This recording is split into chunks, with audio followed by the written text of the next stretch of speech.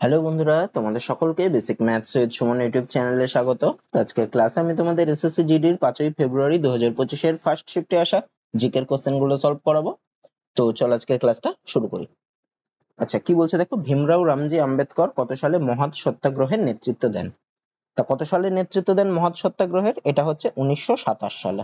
তো একটু মহৎ সত্যাগ্রহ সম্পর্কে আমরা একটু জেনে নিই। দেখো, মহৎ সত্যাগ্রহ কি? এটি 1927 সালের 20 মার্চ ডক্টর ভীমরাও রামজি আম্বেদকরের নেতৃত্বে মহারাষ্ট্রের মহাদ শহরে এটি সংগঠিত হয়। কি হিসাবে সংগঠিত হয়? দেখো, তৎকালীন ভারতীয় সমাজে অস্পৃশ্যদের অনেক মৌলিক অধিকার, যেমন জনসাধারণের কূপ, ট্যাঙ্ক বা রাস্তা ব্যবহার প্রভৃতি থেকে বঞ্চিত করা হতো। মানে অস্পৃশ্যদের বিরুদ্ধে আন্দোলনের জন্য এই সত্যাগ্রহটা অনুষ্ঠিত হয়। তা মহাদ শহরের চৌদা ট্যাঙ্ক ছিল পৌরসভার অধীনে, কিন্তু দলিতরা সেখান থেকে জল তুলতে পারতো না। ডক্টর আম্বেদকর ও তার অনুসারীরা প্রায় 2500 দলিত সহ চৌদার ট্যাঙ্কে গিয়ে জল তোলেন। তাহলে মহৎ সত্যাগ্রহটা কি ছিল? তারা যারা অস্পৃশ্য ছিল তারা জলের ট্যাঙ্ক থেকে জল নিতে পারতো না, এরকম আরো কিছু ব্যবহার করতে পারতো না, তা তারা এই চৌদার ট্যাঙ্ক থেকে, মহৎ শহরে চৌদার ট্যাঙ্ক বলে কোনো একটা ট্যাঙ্ক আছে, সেখান থেকে তারা জল তুলেছিল। তো এটাই ইতিহাসে মহৎ সত্যাগ্রহ নামে পরিচিত। তাহলে এটা কবে হয়েছিল? 1927 সালে। কোথায় হয়েছিল? মহারাষ্ট্রের মহৎ শহরে। তারপরের প্রশ্ন কি বলছে দেখো, কোন প্রজাতির সবুজ শৈবাল, যা সাধারণত স্টোন ওয়াট নামে পরিচিত, এটিকে প্রায়শই উদ্ভিদ বলে ভুল করা হয়, বা উদ্ভিদ বলে এটাকে ভুল করে গণ্য করা হয়? এটার অ্যান্সার কি হবে? এটার অ্যান্সার হবে কাড়া, অপশনে কাড়া। আচ্ছা, এটাকে কি একটু দেখে নিই আমরা। কাড়া, কাড়া দেখতে অনেকটা কি হয়? ডাটার মতো হয়। এর পাতার মতো গঠন ও গিঁটযুক্ত শাখার জন্য একে অনেকটা জলজ উদ্ভিদের মতো দেখতে লাগে, কিন্তু এরা আসলে একটা বৃহৎ আকারের শৈবাল। এগুলি কোথায় জন্মায়? এগুলি মিষ্টি জলের জলাশয়ে জন্মায় এবং জলের তলায় এরা ডুবে থাকে। এছাড়াও কি কারার দেহে ক্যালসিয়াম কার্বনেট জমে শক্ত হয়ে যায়, তাই একে স্টোন ওয়াট বলা হয়। তাহলে একে কেন স্টোন ওয়াট বলা হয়, বা এর দেহে যে আস্তরণটা জমে সেটা কি? ক্যালসিয়াম কার্বনেটের। তাহলে স্টোন ওয়াট কাকে বলে সেটাও আসতে পারে, তাহলে কারাকে স্টোন ওয়াট বলা হয়। আচ্ছা, তারপরে কি বলছে, পশ্চিমবঙ্গের কোন উৎসবটি ইউনেস্কোর ইনট্যাঞ্জিবল কালচারাল হেরিটেজ অফ হিউম্যানিটির তালিকায় স্থান পেয়েছে? তা কোন স্থানটি, কোন উৎসবটি স্থান পেয়েছে ইউনেস্কোর ইনট্যাঞ্জিবল কালচারাল হেরিটেজ অফ হিউম্যানিটির তালিকায়? এটা হচ্ছে দুর্গাপূজা। পশ্চিমবঙ্গের শ্রেষ্ঠ উৎসব দুর্গাপূজা। এটা কত সালে স্থান পেয়েছে? 2021 সালে। ঠিক আছে, তারপরের প্রশ্ন কি বলছে দেখো, ভারতে খাদ্য আমদানির উপর নির্ভরতার উপর সবুজ বিপ্লবের কি প্রভাব পড়েছিল? মানে সবুজ বিপ্লবের ফলে খাদ্য আমদানির উপর নির্ভরতা কি হয়েছিল? দেখো, সবুজ বিপ্লবের ফলে কি হয়েছিল? সবুজ বিপ্লবের ফলে ভারতে ফসল উৎপাদন, বিশেষত খাদ্যশস্য উৎপাদন বৃদ্ধি পেয়েছিল। তাহলে খাদ্যশস্য উৎপাদন ভারতের মধ্যে যত বৃদ্ধি পাবে, তাহলে খাদ্য আমদানি কি হবে? খাদ্য আমদানির উপর নির্ভরতা হ্রাস পাবে, খাদ্য আমদানির উপর নির্ভরতা বৃদ্ধি। দেখো, ভারতেই তো উৎপন্ন হচ্ছে, তাহলে খাদ্য আমদানির উপর নির্ভরতা বৃদ্ধি পাবে কেন? তাহলে খাদ্য আমদানি তো তত কমে যাবে, তার মানে বৃদ্ধিটা হবে না, হ্রাসটা হতে পারে। বাকি দুটো থেকে খাদ্য আমদানি সম্পূর্ণরূপে বন্ধ। আচ্ছা, খাদ্য আমদানি সম্পূর্ণরূপেও বন্ধ হয়নি, ঠিক আছে। আরেকটা কি, খাদ্য আমদানির উপর নির্ভরতার কোনো পরিবর্তন, দেখো এটাও হয়নি। কারণ ভারতে কি হয়েছিল, এই যে সবুজ বিপ্লব হয়েছিল তার ফলে যে খাদ্যশস্যের উৎপাদন, কিন্তু ধান, গম এগুলোর উৎপাদন প্রচুর বেড়েছিল। তা এগুলোর বৃদ্ধির ফলে কি হয়েছিল? খাদ্য আমদানির উপর নির্ভরতা কমে গেছিল, খাদ্য আমদানি কম করা হচ্ছিল। তাহলে আমার অ্যান্সার হবে খাদ্য আমদানির উপর নির্ভরতা হ্রাস পেয়েছিল। অপশন এটা আমার রাইট অ্যান্সার হবে। তারপরের প্রশ্ন কি বলছে দেখো, নিচের কোনটি নদী বা স্রোতের প্রবাহকে বাধা দিয়ে তৈরি মানব সৃষ্ট জলাশয়? তা কি কি? অক্সবো হ্রদ, মোহনা, উপহ্রদ। দেখো, অক্সবো হ্রদ বলো, মোহনা বলো, উপহ্রদ বলো, এগুলো নদী নিজেই তৈরি করে নেয়। তাহলে কোনটিকে বাধা সৃষ্টি করে আমরা কি করি? নদীতে বাঁধ দিই। বাধা সৃষ্টি করে আমরা নদীর জলকে বাঁধ দিয়ে সেই জলকে ধরে রেখে বিভিন্ন রকম কাজে লাগায়। বাঁধ বা জলাধার সৃষ্টি করতে পারি। বাঁধ বা ড্যাম বলে, রিজার্ভার বলে, ড্যাম বলে, ব্যারেজ বলে, এইগুলো। তাই এগুলো হচ্ছে জলাধার। অপশন ডি হবে, এটা মানুষ সৃষ্টি করে। মানব সৃষ্ট জলাশয় বলতে জলাধার বা বাঁধ, এই সবগুলো। তারপরের প্রশ্ন, প্রতি বছর সেরা নৃত্য পরিচালকের জন্য নন্দী পুরস্কার কোন রাজ্যে প্রদান করা হয়? আচ্ছা, নন্দী পুরস্কার কোন রাজ্যে প্রদান করা হয়? নন্দী পুরস্কার প্রদান করা হয় অন্ধ্রপ্রদেশে। নন্দী পুরস্কারটা কি দেখে নিই একটু। নন্দী পুরস্কার হচ্ছে অন্ধ্রপ্রদেশ সরকার কর্তৃক প্রদত্ত একটি রাজ্য পুরস্কার। এটি কত সাল থেকে দেওয়া হয়? 1964 সাল থেকে দেওয়া হয়। এই নন্দী নামটা কোথা থেকে এসছে?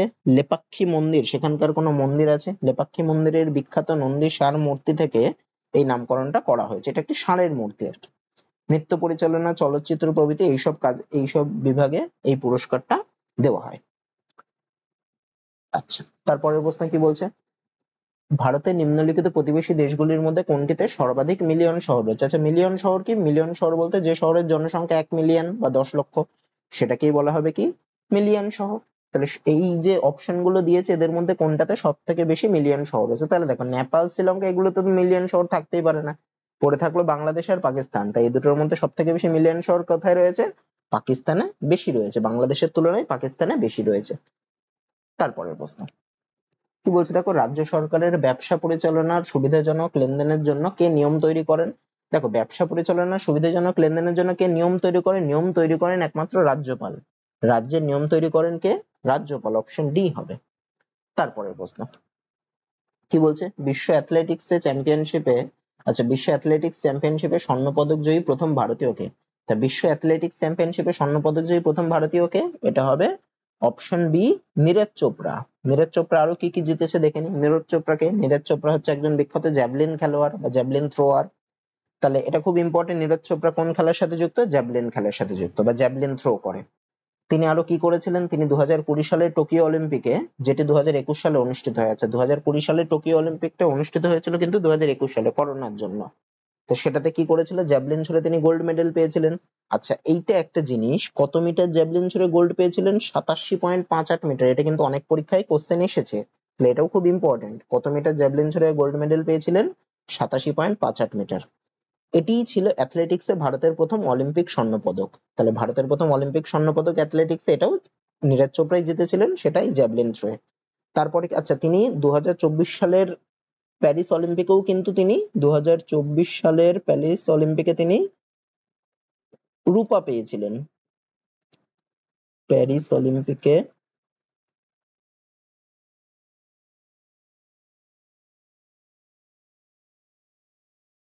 সিলভার বা রূপা পেয়েছিলেন, মানে সেকেন্ড হয়েছিলেন। আর স্বর্ণপদক হচ্ছে ফার্স্ট হলে স্বর্ণপদক। তারপরে তিনি 2023 সালের বুদাপেস্ট বিশ্ব অ্যাথলেটিক চ্যাম্পিয়নশিপে 88.61 মিটার জ্যাভলিন ছুড়ে স্বর্ণপদক অর্জন করেন, যেটি ছিল ভারতের ইতিহাসে প্রথমবারের মতো বিশ্ব অ্যাথলেটিক্স চ্যাম্পিয়নশিপে স্বর্ণপদক জয়। তো এইটাই এখানে দিয়েছে, বিশ্ব অ্যাথলেটিক্স চ্যাম্পিয়নশিপে প্রথম স্বর্ণপদক কে জিতেছিলেন? নীরজ চোপড়া। এই প্রশ্নটাই এখানে দিয়েছে। তারপরের প্রশ্ন কি বলছে দেখো, স্ট্রিটস অফ ক্যালকাটা এবং ড্যান্সিং ড্রামস এগুলি কোন শিল্পীর দুটি জনপ্রিয় ট্যাগ বা কোন শিল্পী এটা তৈরি করেছে? স্ট্রিটস অফ ক্যালকাটা এবং ড্যান্সিং ড্রামস এই দুটো তৈরি করেছে কে? এই দুটো তৈরি করেছে আনন্দ শঙ্কর। Option B. তারপরে প্রশ্ন, রোহিঙ্গা সংকট বা রোহিঙ্গা ক্রাইসিস এটি কোন প্রতিবেশী দেশ থেকে ভারত সহ বিভিন্ন অঞ্চলে আশ্রয় নেওয়া শরণার্থীদের সাথে সম্পর্কিত? দেখো, রোহিঙ্গা, রোহিঙ্গা একটা জনজাতি। কোথাকার? এটা সাধারণত একটা মুসলিম জনগোষ্ঠী।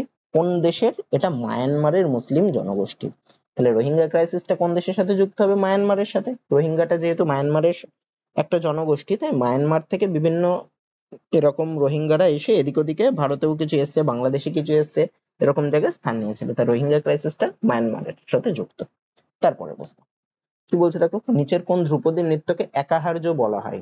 যেখানে একজন নৃত্যশিল্পী একই পরিবেশনায় অনেক ভূমিকা পালন করেন। তো একাহার্য কেন বলে? মানে একা একা সে অনেক কিছু পালন করে, একজন নৃত্যশিল্পী নানা রকম ইয়ে করে পালন করে। তো সেটা কোন নাচে করা হয়? ভারতনাট্যম নাচে। তো ভারতনাট্যম সম্পর্কে একটু জেনে নিই। ভারতনাট্যম কি? এটি মূলত তামিলনাড়ুর ধ্রুপদী নৃত্য। খুব ইম্পর্টেন্ট একটা, তামিলনাড়ুর নৃত্য কোনটি? ভারতনাট্যম কোথাকার নৃত্য? তামিলনাড়ুর। খুব ইম্পর্টেন্ট এটা। আচ্ছা, ভারতনাট্যমের অর্থ কি? নামের মধ্যে এর অর্থ লুকিয়ে রয়েছে। ভা প্রথমে, তা ভাইয়ের অর্থ হচ্ছে ভাব, ভাব যার অর্থ আবেগ। তারপরে রা, বা ইংলিশের নামটা দেখো ভা, বিএইচ এ ভা, তারপরে আছে রা, তারপরে টা, তারপরে নাট্যম। এইভাবে ইংলিশের সাথে দেখো আর বাংলার সাথে মেলাও। তারপরে রা, আরে, রার অর্থ হচ্ছে রাগ যার অর্থ সঙ্গীত। তারপর হচ্ছে তা, টি এ টা, তার অর্থ হচ্ছে তাল যার অর্থ ছন্দ। আর নাট্যম মানে নাচ। এটি আবার কি সাদির বা দেশিয়াট্টম নামেও, সাদিরাট্টম বা দেশিয়াট্টম নামেও এটি ভারতনাট্যমকে বলা হয়। আচ্ছা, এটি কিসের উপর এই নৃত্যটা করা হয়? দক্ষিণ ভারতীয় ধর্মীয় বিষয়বস্তু এবং হিন্দু ধর্ম ও জৈন ধর্মের আধ্যাত্মিক ধারণা প্রকাশ করে। মানে এই নাচের মাধ্যমে দক্ষিণ ভারতীয় যে ধর্মীয় বিষয়বস্তু রয়েছে এবং হিন্দু ধর্ম, জৈন ধর্ম, এইসব ধর্মের ইয়েগুলো এর মাধ্যমে প্রকাশিত হয়। তারপরে আর কি কি? মন্দিরের নৃত্যশিল্পীরা যারা মন্দিরের দেবতার উদ্দেশ্যে নিবেদিত ছিলেন, তারা ভারতনাট্যম পরিবেশন করতেন এবং তাদের বলা হতো দেবদাসী। তাহলে এই ভারতনাট্যম নাচটা কারা করতেন? দেবদাসীরা। দেবদাসী কারা? যারা মন্দিরের দেবতার সেবার উদ্দেশ্যে নিবেদিত ছিলেন, তাদেরকে বলা হতো দেবদাসী। তারাই এই ভারতনাট্যম করতেন। এই নৃত্যে কাকে দেবতা হিসেবে বিবেচনা করা হয়? শিবকে। শিবকে এই নৃত্যের দেবতা হিসেবে বিবেচনা করা। এটাও খুব ইম্পর্টেন্ট, প্রশ্ন আসতে পারে।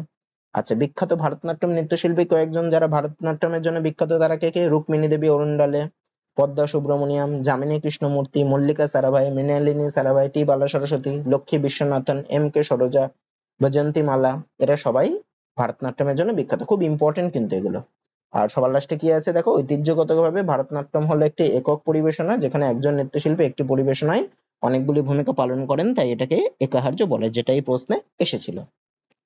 তাহলে ভারতনাট্যম সম্পর্কে এগুলো সব জানতে হবে একটু। তারপরে প্রশ্ন দেখো কি বলছে, নিচের কোনটি সবুজ বিপ্লবের ফলাফল ছিল না? আচ্ছা, প্রথমটা কি দিয়েছে দেখো, এগুলো দেখো, এগুলো মুখস্থ করার কিছু না, এগুলো অপশন দেখে অ্যান্সার করতে হবে। কি বলছে দেখো, খাদ্যশস্য উৎপাদন বৃদ্ধিতে, সবুজ বিপ্লবের ফলে তো খাদ্যশস্য উৎপাদন বৃদ্ধি হয়েছিল, আমি একটু আগেই বললাম। তাহলে এটা তো ফলাফল ছিল না, হবে না, এটা ফলাফল ছিল। দ্বিতীয়টা কি বলছে, রাসায়নিক সার ও কীটনাশকের উপর উচ্চ নির্ভরতা। তা যত ফলাফল ফসল উৎপাদন যত বৃদ্ধি পাবে, তার রাসায়নিক সার কীটনাশকের উপরও নির্ভরতা নিশ্চয়ই বৃদ্ধিই পাবে। তাহলে এটাও ঠিক আছে।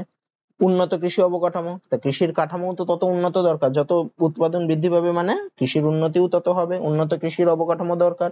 গ্রামীণ জনসংখ্যা হ্রাস, দেখো গ্রামীণ জনসংখ্যা হ্রাস পায়নি, কারণ কৃষি তো মূলত ফসল উৎপাদন তো গ্রামেই বৃদ্ধি পেয়েছিল। তা গ্রামে যদি মানে গ্রামে যদি ফসল উৎপাদন বৃদ্ধি পায়, তাহলে কৃষকের সংখ্যা গ্রামে বাড়বে, তাহলে কৃষককে আর এক জায়গা থেকে আরেক জায়গায় চলে যেতে হবে না, তাহলে গ্রাম থেকে শহরে যেতে হয়নি বা কিছু করতে হয়নি। তাই গ্রামীণ জনসংখ্যা হ্রাস, এই অপশনটা কিন্তু ভুল আছে, তার মানে এটাই এখানে রাইট অ্যান্সার। কোনটি ফলাফল ছিল না, তার মানে এই ডি নম্বর অপশনটাই হবে রাইট অ্যান্সার। গ্রামীণ জনসংখ্যা হ্রাস এটা ভুল দিয়েছে, এটা ফলাফল ছিল না, বাকিগুলো ফলাফল ছিল। তারপরে প্রশ্ন কি বলছে দেখো, গণপরিষদের প্রথম বৈঠক কবে অনুষ্ঠিত হয়? তা গণপরিষদের প্রথম বৈঠক কবে অনুষ্ঠিত হয়? 9 ডিসেম্বর 1946 সালে। আচ্ছা, গণপরিষদ সম্পর্কে একটু জেনে নিই, গণপরিষদের গঠন কিভাবে হয়েছিল। ভারতের সংবিধান রচনার জন্য গণপরিষদ গঠনের উদ্দেশ্যে ব্রিটেনের শ্রমিক সরকার 1946 সালের মার্চ মাসে ভারতে ক্যাবিনেট মিশন প্রেরণ করে। এটা খুব ইম্পর্টেন্ট একটা প্রশ্ন, ক্যাবিনেট মিশন কত সালে ভারতে আসে? 1946 সালে। ক্যাবিনেট মিশনের সদস্যরা কারা ছিলেন? এটাও খুব ইম্পর্টেন্ট প্রশ্ন, কারা ছিলেন? Sir Pethick Lawrence, Stafford Cripps এবং এবি আলেকজান্ডার। খুব ইম্পর্টেন্ট। তারপরে কি, ক্যাবিনেট মিশনের প্রস্তাব অনুসারে গণপরিষদের আসন সংখ্যা নির্ধারিত হয় 389। এটাও খুব খুব ইম্পর্টেন্ট, গণপরিষদে কতজন সদস্য ছিল? 389। কিন্তু দেশভাগের পর গণপরিষদের সদস্য সংখ্যা কমে যায় এবং হয়ে দাঁড়ায় কত? 299। আচ্ছা, এবার দেখি গণপরিষদ গঠনের জন্য নির্বাচন অনুষ্ঠিত হয় কবে? 1946 সালের জুলাই মাসে। এই নির্বাচনে কে কতগুলো ভোট পেয়েছিল? জাতীয় কংগ্রেস কে কতগুলো আসন পেয়েছিল? জাতীয় কংগ্রেস পেয়েছিল 208টি আসন, অল ইন্ডিয়া মুসলিম লীগ বা সর্বভারতীয় মুসলিম লীগ পেয়েছিল 75টি আসন এবং অন্যান্যরা পেয়েছিল 15টি আসন। আচ্ছা, তারপরে কি দেখো, তা 1946 সালে 9 ডিসেম্বর দিল্লির কনস্টিটিউশন হলে গণপরিষদের প্রথম অধিবেশন বসে। তাহলে প্রথম অধিবেশন কবে বসে? 1946 সালে 9 ডিসেম্বর। কোথায় বসে? দিল্লির কনস্টিটিউশন হলে। আর এই বৈঠকে যোগদান করেন কতজন? 207 জন। এই অধিবেশনে সভাপতিত্ব করেন ডক্টর সচ্চিদানন্দ সিনহা। খুব ইম্পর্টেন্ট, এই অধিবেশনে কে সভাপতিত্ব করেন? ডক্টর সচ্চিদানন্দ সিনহা। কারণ কি? কারণ তিনি ছিলেন হচ্ছে বয়োজ্যেষ্ঠ, সব থেকে বেশি বয়স্ক ছিলেন তিনি, তাই তিনি এই অধিবেশনে সভাপতিত্ব করেন। এটাও কিন্তু প্রশ্নটা আসতে পারে। তারপরে তারপরে কি বলছে দেখো, ডক্টর রাজেন্দ্র প্রসাদ 11 ডিসেম্বর 1946 সালে গণপরিষদের সভাপতি নির্বাচিত হন এবং সহসভাপতি নির্বাচিত হন হচ্ছে হরেন্দ্র কুমার মুখার্জি। তাহলে স্থায়ী সভাপতিকে নির্বাচিত হন ডক্টর রাজেন্দ্র প্রসাদ এবং সহসভাপতি নির্বাচিত হন হরেন্দ্র কুমার মুখার্জি। কবে এটা? এটা 11 ডিসেম্বর 1946। আচ্ছা, তারপরে প্রশ্ন কি, শেষ শুঙ্গ শাসক কোন শতাব্দীতে তার মন্ত্রীর হাতে নিহত হন? এটা কোন শতাব্দীতে নিহত হন? এটা হচ্ছে খ্রিস্টপূর্ব প্রথম শতকে। খ্রিস্টপূর্ব মানে বিফোর ক্রাইস্ট, মানে ফার্স্ট সেঞ্চুরি বিসি যেটা, সেটার এডি হচ্ছে আফটার ক্রাইস্টের আর কি, ওটাকে এডি বলে লিখছে, মানে খ্রিস্টাব্দ।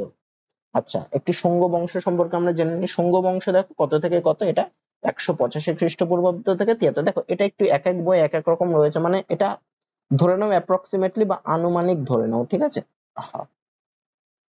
এটা নিয়ে একটু কোনো সংশয় আছে, তো এটা আনুমানিক ধরে নাও, কারণ এটা পুরোপুরি এক এক বই আমি এক এক রকম দেখেছি, মানে এর কাছাকাছি কোনো কিছু হবে, 185 থেকে 73-এর কাছাকাছি কোনো, সেটা 180 থেকে শুধু 75 এরকম কিছু হতে পারে, মানে আশেপাশে। কি বলছে দেখো, মৌর্য বংশের শেষ রাজা বৃহদ্রথকে হত্যা করে হচ্ছে পুষ্যমিত্র শুঙ্গ, তিনি পুষ্যমিত্র শুঙ্গ হত্যা করে শুঙ্গ বংশের প্রতিষ্ঠা করেন। তারপরে কি, মহাকবি কালিদাসের মালবিকাগ্নিমিত্রম, তাহলে খুব ইম্পর্টেন্ট, মালবিকা অগ্নিমিত্রম কার নাটক? কালিদাসের নাটক। এখানে মাল এই যে অগ্নিমিত্রকে নায়ক হিসেবে বা অগ্নিমিত্রমকে নায়ক হিসেবে এখানে দেখানো হয়েছে। অগ্নিমিত্র কে ছিলেন? অগ্নিমিত্র ছিলেন পুষ্যমিত্র শুঙ্গের পুত্র। আচ্ছা, শুঙ্গ বংশের শেষ রাজা কে ছিলেন? দেবভূতি। তার মন্ত্রী বাসুদেব কান্ন তাকে হত্যা করে কান্ন বংশের প্রতিষ্ঠা করেন। কবে হত্যা করেন? এটাই আনুমানিক, দেখো এটা এক এক জায়গায় এক এক রকম, মোটামুটি এই 73 খ্রিস্টপূর্বাব্দেই হতে পারে, 73-75 এরকম কোন একটা টাইমে হবে। হ্যাঁ, এটা পুরোপুরি আমি শিওর না, বইও সেরকম পুরোপুরি শিওর নেই, কিন্তু এই 75 থেকে 80-র মধ্যে কোনো কিছু একটা হবে। আচ্ছা, তাহলে শুঙ্গ বংশের কবে করে নতুন বংশ প্রতিষ্ঠিত হয়? এই ফার্স্ট সেঞ্চুরি এডি ওই জন্য দিয়েছে, সাল তো দেয়নি, তাই ফার্স্ট সেঞ্চুরি এডি বলছে, ফার্স্ট সেঞ্চুরি বিসি মানে প্রথম খ্রিস্টপূর্বাব্দ। এই প্রথম খ্রিস্টপূর্বাব্দ না, ফার্স্ট সেঞ্চুরি বিসি মানে প্রথম ওই শতাব্দী, খ্রিস্টপূর্ব প্রথম শতাব্দী। তারপরের প্রশ্ন বলছে ঘরের তাপমাত্রা এবং চাপে কণার গতিশক্তি সর্বনিম্ন থাকে কিসে? দেখো, কণার গতিশক্তি সর্বনিম্ন সব থেকে বেশি হয় কার? গ্যাসের সব থেকে বেশি। কারণ কি, গ্যাসের অণুগুলোর মধ্যে আন্তরাণবিক আকর্ষণ বল খুব কম, গ্যাসের অণুগুলি একটু ঘন সন্নিবিষ্ট থাকে না, একটু দূরে দূরে থাকে। তা এটা যদি একটা গ্যাসের অণু হয়, এর মধ্যে অণুগুলো দূরে দূরে থাকে। তারপরে আমি যদি তরলের দেখি, তরলের মধ্যে আরেকটু কাছে কাছে থাকে, গ্যাসের মধ্যে একটু দূরে দূরে থাকে, তরলের মধ্যে আরেকটু কাছে কাছে থাকে অণুগুলো। আর কঠিনের মধ্যে আরো কাছে থাকে, কঠিনের মধ্যে অণুগুলো আরো কাছাকাছি থাকে। তার জন্য কঠিনের আকর্ষণ বল সব থেকে বেশি, গ্যাসের আকর্ষণ বল সব থেকে কম অণুগুলোর মধ্যে। আর এই যে তরলের হচ্ছে গ্যাসের থেকে বেশি, এই গ্যাসের থেকে কম, কিন্তু কঠিনের থেকে আকর্ষণ বল বেশি। তাহলে কার গতিশক্তি সব থেকে বেশি হবে? গ্যাসের গতিশক্তি সব থেকে বেশি। তারপরে গতিশক্তি কার বেশি হবে? তরলের। তারপরে গতিশক্তি কার বেশি হবে? সব থেকে কম হবে হচ্ছে গতিশক্তি, আচ্ছা গ্যাসের গতিশক্তি সব থেকে বেশি, তার থেকে কম হচ্ছে তরলের, আর তরলের থেকেও কম গতিশক্তি হবে হচ্ছে কঠিনের। তাহলে কার গতিশক্তি সর্বনিম্ন হবে? কঠিনের গতিশক্তি সর্বনিম্ন হবে। তা এখানে যে অপশন গুলো রয়েছে, লোহা, জল, কেরোসিন আর মিথেন, এদের মধ্যে কঠিন কোনটা? লোহা। তাহলে কার গতিশক্তি সব থেকে কম হবে? এই চারটে অপশনের মধ্যে লোহার গতিশক্তি সব থেকে কম হবে, মানে অপশন এ হবে। তারপরে প্রশ্ন কি বলছে দেখো, স্মৃতিমান্ধানা কোন খেলার সাথে যুক্ত? তো সবাই জানো স্মৃতিমান্ধানা কিসের সাথে যুক্ত। স্মৃতিমান্ধানা হচ্ছে ভারতীয় মহিলা দলের বিখ্যাত ক্রিকেট প্লেয়ার, একজন ক্রিকেট ব্যাটসম্যান। তাহলে কোন খেলার সাথে যুক্ত? ক্রিকেট খেলার সাথে যুক্ত। তারপরে প্রশ্ন কি বলছে দেখো, 2024 সালের সেপ্টেম্বর পর্যন্ত কেন্দ্রীয় শিক্ষা মন্ত্রণালয়ের ক্যাবিনেট মন্ত্রী কে ছিলেন? তা শিক্ষামন্ত্রী কে ছিলেন? শিক্ষা মন্ত্রণালয়ের ক্যাবিনেট মন্ত্রী কে ছিলেন 2024 সালের সেপ্টেম্বর পর্যন্ত, বা তখন আর কি, যেহেতু এটা আগেকার প্রশ্ন তাই ওই অবধি দিয়েছে। এটা ছিলেন হচ্ছে ধর্মেন্দ্র প্রধান, অপশন বি। তারপরে প্রশ্ন কি বলছে দেখো, 8ই আগস্ট 2024 তারিখে রাজ্যসভায় উপস্থাপিত বয়লার বিল 2024, এটা কোন পূর্ববর্তী বয়লার আইনকে প্রতিস্থাপন করতে চায়? তো বয়লার বিল জারি করা হয়েছিল, উপস্থাপিত হয়েছিল 8ই আগস্ট 2024, সেটা পূর্বের 1923 সালে যে বিল, সেটার পরিবর্তে এই আইনকে আনা হয়েছে, মানে সেটা সেই 2023 সালের 1923 সালের বয়লার বিলকে প্রতিস্থাপন করে এই নতুন বিলটা আনা হয়েছে। তারপরে প্রশ্ন বলছে, জনসাধারণের বিধান বা পাবলিক প্রভিশন বলতে বাজেটের মাধ্যমে অর্থায়ন করা পণ্য ও পরিষেবাগুলিকে বোঝায়, এবং সেগুলো কি? এবং দেখো, জনসাধারণের বিধান বলতে সেগুলো কি? সেগুলো অর্থ প্রদান ছাড়াই সেগুলো ব্যবহার করা যাবে। অপশন গুলো পড়ো, শুধুমাত্র সরাসরি অর্থ প্রদানের মাধ্যমে ব্যবহার করা যাবে তা না, করদাতারা ব্যবহার করতে পারবেন না, অনলাইন অর্থ প্রদান। তাহলে অপশন গুলো পড়ো, দেখো বুঝতে পারবে, যেহেতু জনসাধারণের বিধান, তার মানে কি, মানে জনসাধারণের উপকারে দেবে। তাহলে কি হবে? সরাসরি অর্থ প্রদান ছাড়াই সেগুলো ব্যবহার করা যাবে, মানে অপশন এ হবে। তো আজকের ক্লাসে এই 20টা প্রশ্নই ছিল। তো আশা করি তোমাদের ক্লাসটা ভালো লেগেছে। যদি ভিডিওটা ভালো লেগে থাকে, ভিডিওটাতে একটা লাইক করে দিও, আর এই চ্যানেলে নতুন হলে আর এই ধরনের ভিডিও পেতে গেলে চ্যানেলটাকে সাবস্ক্রাইব করে দিও। আজকে এত দূরই থাকছে, দেখা হচ্ছে পরের ভিডিওতে।